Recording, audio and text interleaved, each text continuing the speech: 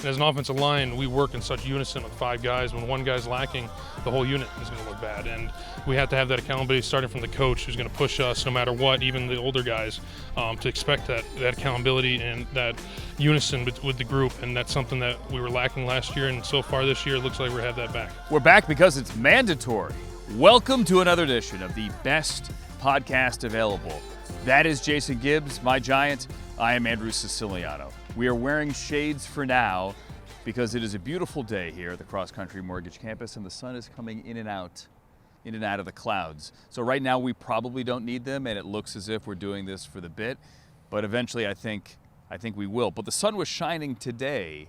Gibby, great to see you, by the way. Good to see you, buddy. Very LA-ish weather. It is. Yeah, it is. The very sun was nice. shining today on the Browns and on the rookie quarterbacks and on Mason Graham getting work in with Myles Garrett, who is here as it is mandatory OTAs. David Njoku, all your familiar faces are here. While there might be other teams in the AFC North that do not have their big names in their respective buildings today, it was good to get the entire band together for day one. Absolutely. And everybody was here on Monday at 5:15 for the mandatory team meeting. Everybody was in place and out on the field today and got some great work in. We saw a lot of 11-on-11s, 7-on-7 session to wrap things up. Here comes the sun. A lot of yeah, you're right. A lot of special teams work as well today. So a great day out here at the Cross Country Mortgage Campus. Let's talk about the quarterbacks because I have no doubt that is probably what you want us to get to first. Joe Flacco did not get a lot of work. Kevin Stefanski said after practice that was by design. You need to see Dillon Gabriel and Shedeur Sanders and Kenny Pickett get more work. As OTAs are done and we saw a different level of intensity, I think it's fair to say we saw that level of intensity here today at Mandatory Minicamp, which is the final work before training camp. We're good with Flacco. You know what he can do. Let's see, for example, today Shedeur Sanders working in with some guys, Gibby, that might actually be on the field week 1 against the Bengals. And I thought he acquitted himself fairly well. Did well. And I think him and Dillon Gabriel, we saw a couple nice throws from both guys today. I think probably a few throws that both would want back. Obviously, a lot of people talking about the deep ball from Shedeur. On 7-on-7s? Yep. And did a nice job there. But it was Kenny Pickett, number 1. It was Dillon Gabriel, number 2. And it was Shedeur Sanders, number 3, in terms of how they went in order today. We also saw Diontae Johnson for the first time, the former Steeler, the former Raven, the former Panther, and the former Texan wide receiver. Obviously, also from Toledo, or at least played his college football at Toledo and started with the Steelers. He was signed to a contract as a free agent, no guaranteed money. If it hits, it's a lottery ticket. First work out here for him today. He looks the part. He's still very much wearing number 16, looks like Diontae Johnson. He could move. He's got the quicks. He looks the part. He also dropped a pass, obviously, in team drills where it hit him in the hands, and rookie linebacker Carson Schlesinger was kind of lingering there. I believe that Diontae thought, if there was contact allowed, he might have been on his back relatively quickly. There is some rust, perhaps, to be shaken off. Jamari Thrash, however, looked good. The second-year receiver out of Louisville had a touchdown from Dillon Gabriel in the corner of the end zone where he went up high and he brought it down. Gabriel said afterwards, maybe the call is for zone beaters. You get man. He made the play. So Jamari Thrash in year 2, and you always want to see that biggest leap from year 1 to year 2 for any player at any position. Early returns are fairly good. He's put on some weight. Yes. It hasn't impacted his speed. He had the touchdown catch, but he had a couple others as well in 11-on-11s that were pretty impressive. Vying for that third wide receiver spot. We're talking about Jerry Jeudy. We're talking about Cedric Tillman, who was not on the field today and wasn't on the field last week. Didn't see Mike Woods today. But and then, who's that number 3, if not number 2 wide receiver? And there's a big competition. Jamari Thrash made a little statement today, I thought. On the defensive side, had Diabate break up a pass, had DeMonte Casey break up a pass as well, the veteran safety. Had a nice day, wearing number 23, the number he wore in Pittsburgh as well. Also today, saw for the first time the interaction between Myles Garrett and Mason Graham. They finally got on the field. They got on the field, rather, together. Saw some smiles, saw some laughs. Didn't see Myles doing much when it came to drills, but did see Mason Graham working with Jacques Cesaire and the other D lineman, Malik Collins as well, wearing 96 if you're scoring at home, the former San Francisco 49er. Saw Mason Graham working on what looked like some outside pass rush drills. The guy's got the quicks. He again, unassuming, walking through the building, or walking, if you catch him on Brown Social, into the building from the parking lot. You stand here field level. Mason Graham can move. Yeah, absolutely. He can move. He can bend. He can move. He's got some of those fast twitch fibers that Myles Garrett has. I mean, you really kind of saw it a little bit today. It's tough to get a read on offensive linemen, defensive linemen, because I think we're all interested on the offensive line side what Zach Zinter looks like and Luke Whippler. You know, how are those guys here a year removed from their injuries and, you know, a rough rookie year for Zach. But defensively, on the defensive line, it's a deep room. It might be the best group of any position on this football team, whether it's the ends or inside of tackles. And Mason Graham did an outstanding job today. I liked what I saw from the ends and the tackles in the individual periods. Now, it's individual. It's no contact, but I like what you see. When Nathan and I were doing CBD, Cleveland Browns Daily, a couple of weeks ago, he asked me which position group I feel most comfortable with. Most people would say wide receiver as the one that maybe they don't feel comfortable with. A lot of people would say corner, perhaps, for the one that they feel best about. Corner's a good answer. I said D-line. Now, I know not everyone agrees with me, but if you look at the season Isaiah McGuire had last year, especially against the run, I know the sack numbers weren't there, but against the run, he was a top 5, going on PFF rankings, defensive lineman in the league against the run. To see him out there today, to see Alex Wright out there today, to see Myles Garrett out there today, Obo out there today, Tryon Shoyanka, and Malik Collins, and then you throw in Mason Graham. There is depth here. Now, you need to see the production. You need to see the sack numbers from somebody other than 95. Yep. But I like the depth in that room. Yeah, 100%. I think our defensive coordinator, Jim Schwartz, has to be thinking the same thing. Same with Jacques Cesaire. I like what we got here. We got a lot of guys. There could be some tough decisions in training camp in terms of getting down on the number, especially if a younger guy makes a mark early on in training camp. And you like what you see defensively. I mean, the coaches are all back from the secondary. Some of those young safeties, Chris Edmonds is a guy I think that worth watching at the safety spot with a nice mix of the vets, with Hickman and Delpit, and then, you know, the secondary with MJ, who I think has a bounce-back year, and Denzel and Newsome, and some of those younger DBs that we've taken over the last couple of years in later rounds of the draft. Excited to see what that defense looks like. The questions are on the offensive side of the football. It's only day one of the mandatory minicamp. As Gibby said, a very special teams forward practice here today, especially the second half of practice. Myles Garrett spoke, Dylan Gabriel, Shedeur Sanders, Kevin Stefanski all spoke after practice. We'll do a quick summary of what we took from those press conferences. Before we do that, however, let's focus on that offensive line. You know Joel Bitonio is back. Obviously, that is huge. It is also huge as well to have a healthy right tackle coming back, and a good one as well. As practice ended, had a chance to talk to Jack Conklin. Jack Conklin, welcome to the 10-year club. Yeah, it's crazy. How does that feel? It's crazy. Still feels like, you know, first couple of years. The years just fly by, but it still feel fresh in my mind and fresh moving. Overall, more importantly, like, how do you physically feel? Last year was a bit of a grind. Yeah. Right? You got back on the field. You made it through. Like, as you head into year 10, how's the body? Feels good. You know, actually having an actual off season where I just get to lift and run and not have to rehab is always great. And it's usually about the year after an injury that you really start feeling really well. How good is it to return to a normal off season and not have to go through that rehab process? It's fantastic, mentally and physically. Just being able to focus on all the lifting and not having to do the rehabbing on top of it all is really just a good recharge.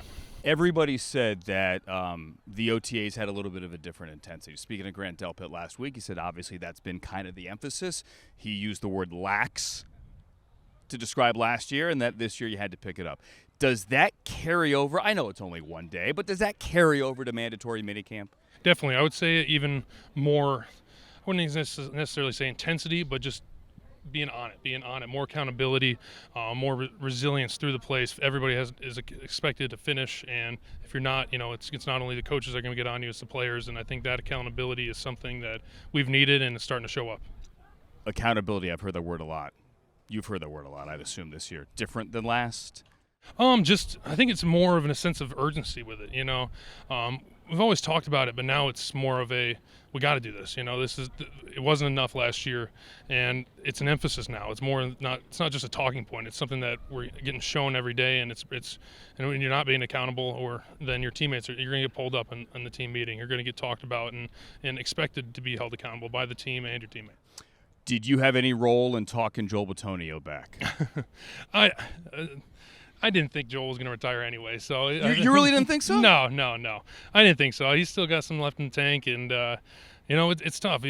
Once you're done with this, you're never going to get it back. So it's something that's, I think, it's a lot harder than people think for guys to put it up. He said, and he said this last week at the golf tournament, that Mike Bloomgren, your new O-line coach, did have a big role in talking Joel back. And he cursed, by the way. I'm not going to repeat the curse, but you heard the curse. He said that an offensive line coach has to be a jerk, although he used a word that started with a D. Is Mike Bloomgren that guy? Yes, he's going to, again, I think it's like what we were talking about earlier. It's holding you to that accountability and that standard.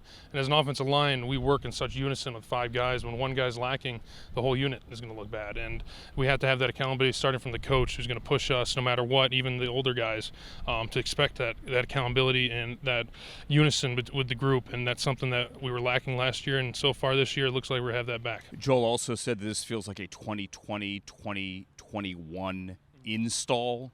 Yes. With what the offense feels like and what it's going to look like in September. Do you buy that, feel that as well? Definitely. It's huge. It's going back to really what Coach Stefanski is known for, and what his specialty is, and frankly what I think this team's makeup specialty is. And, we're really excited in the locker room, really excited in the O-line room to be getting back to that offense. I want to be careful here. I'm not, tearing down last year. We're looking forward to this year. You talked about accountability. He talked about the difference in the run game.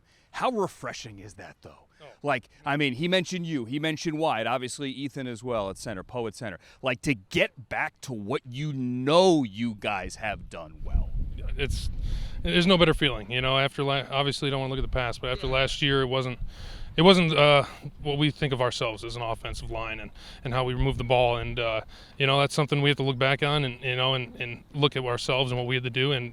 But definitely having that refresh going back to the offense, we've, frankly, as me, Joel, and Wyatt have been together for 6 years now and Poe at 4. So we know how to run that offense. It's what we pride ourselves on doing, and we're really excited to get back to that. Joel mentioned, hey, we're all older. It's not 2020 anymore. You can't let doubt creep in. But I think there are some people that say, hey, can this group still do it?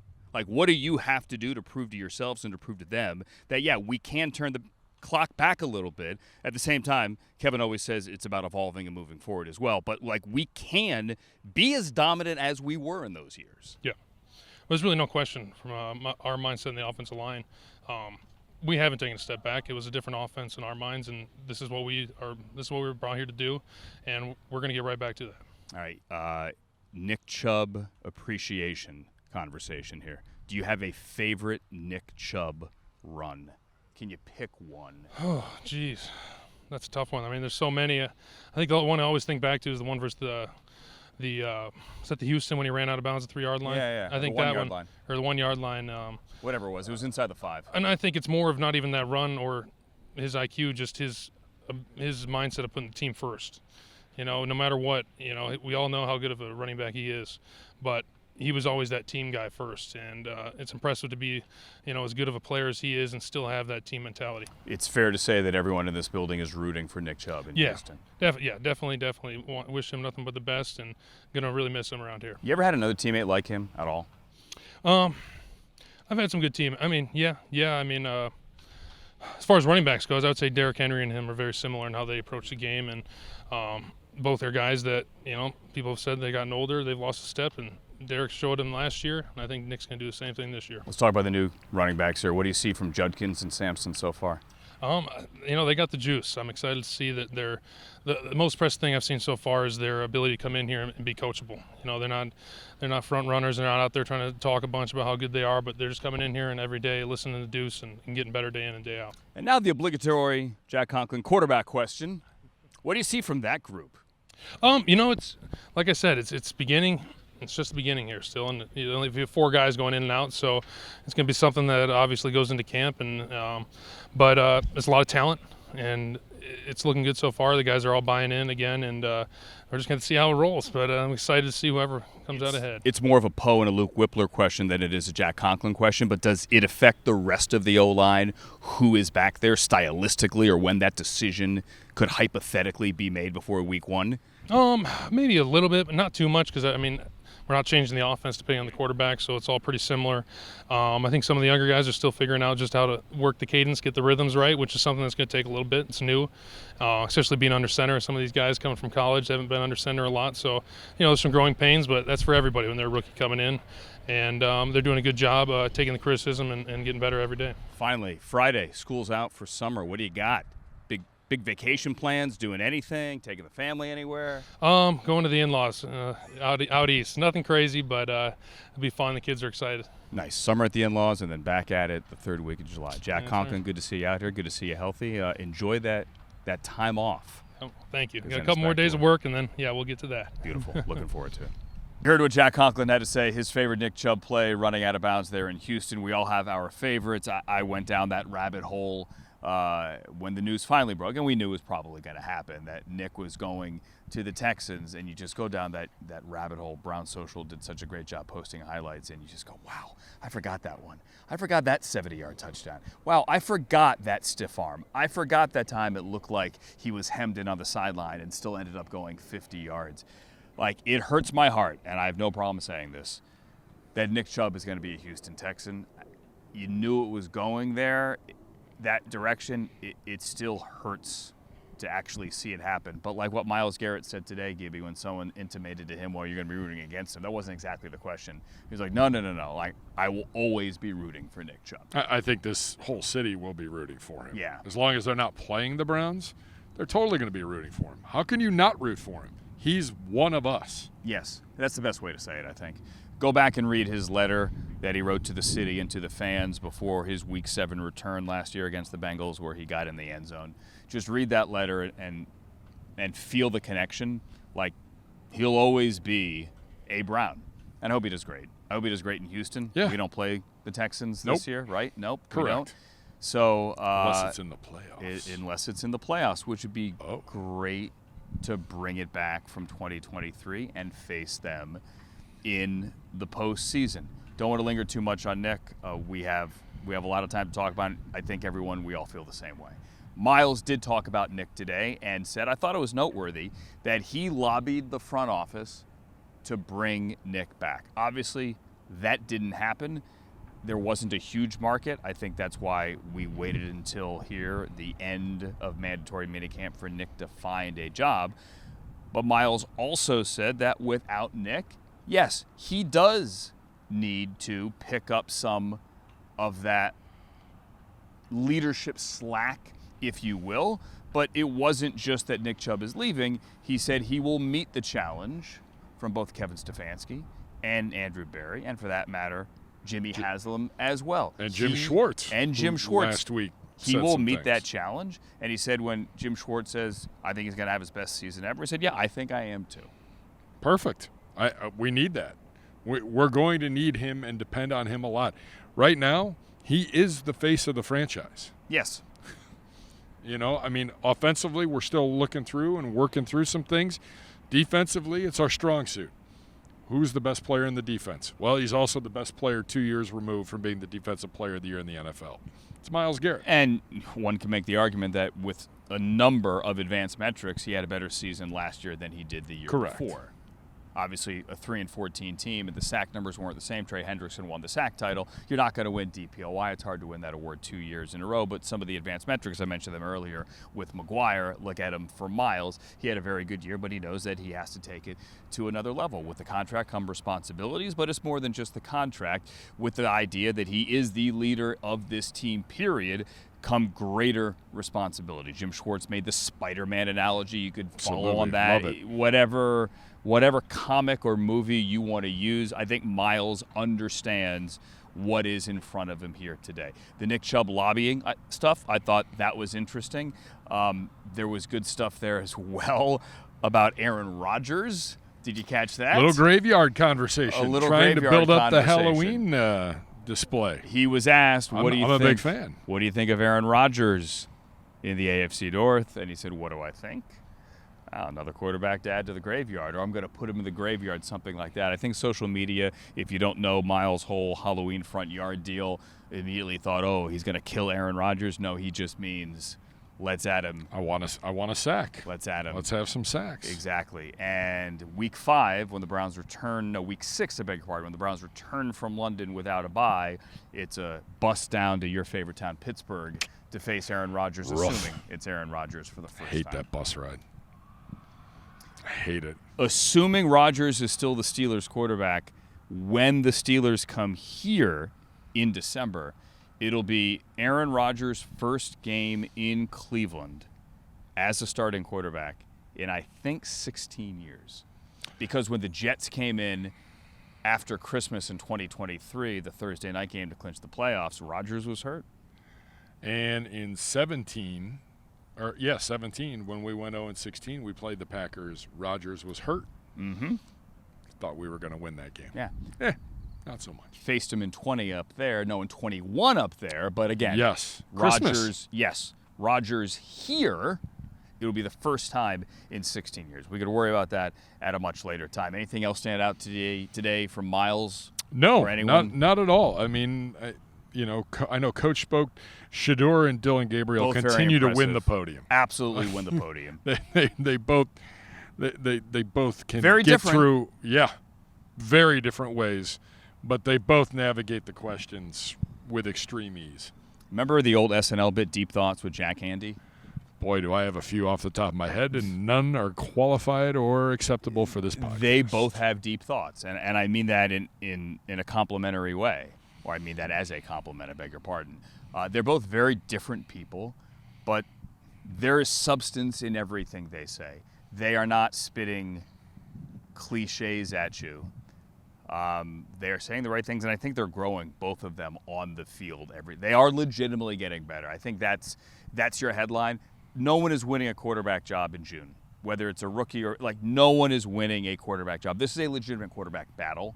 No one is winning it right now. Don't believe, and I mean this, don't believe anyone who tells you that somebody right now is winning the quarterback job. Correct. No one right now is winning the quarterback job. No one will win this quarterback job until August. There are 3 preseason games. There are multiple joint practices with 2 different teams. That is when this quarterback job will be won. But both of those guys, and Kenny Pickett as well, but the rookies are the ones that you guys care about most. I understand that. We understand that. Those guys are growing and getting better every day, but they have been at a near all-pro level from day one on the podium. Yeah, 100%. And in the building. Yeah. Again, they had good throws today. They had some throws they want back. Good news. There'll be a walkthrough out here on Tuesday afternoon, and Wednesday you get another shot to come back out and fix the wrongs. Yeah. Shador was asked about working on something tomorrow, whatever, and he said, hey, I'm right now focused on the walkthrough this afternoon. Smart man, one thing at a time. Absolutely. Yep. But hey, what are you doing on your month off? I'm focused on the walkthrough this afternoon. My golf game. Your golf game. It's average at best. Yep. Well, I haven't seen it, but it's all right. I've been told. Maybe one day. Maybe one day. That is Jason Gibbs, average golfer. Yeah, boy, that's a compliment. My name is Andrew Siciliano. We thank you for listening, watching, liking, subscribing, and sharing this the best podcast available.